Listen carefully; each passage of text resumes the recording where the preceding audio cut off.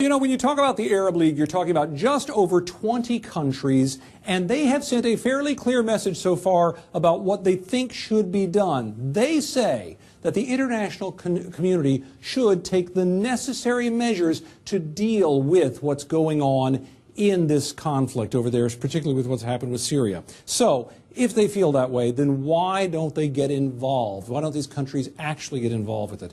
There's several reasons to consider here. First of all, there's the issue of culture. There's a question of whether or not Arab nations are willing to attack another Arab nation. Yes, they have a lot of their own disputes between them, but there's much sense that there is an Arab brotherhood, and a lot of Arabs do not want to see an open attack upon another nation in an official sense. Secondly, there is the matter of the United States. The United States has a long and complex history there. So, if you talk about helping out the United States, some leaders there who might want to do it know that they could pay a price because their own people could backlash on them for having made such a deal. They don't want to see their troops alongside U.S. troops.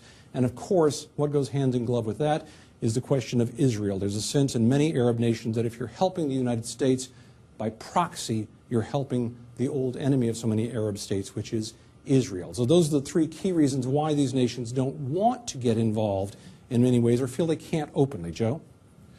But, Tom, the bottom line really is if some of these nations actually could be drawn into a coalition attack on Syria, the question really is whether they'd make any difference at all.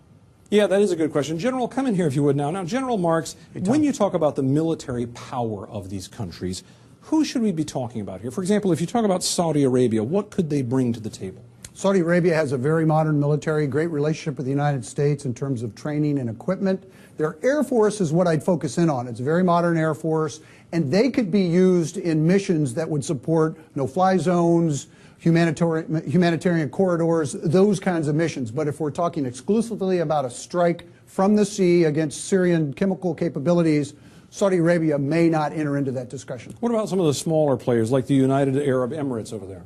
Nice military, mostly defensive, primarily focused on Iran. And then we have some unusual players that you may not think a whole lot about. For example, and this is a unique example, Jordan. Jordan is a great case here.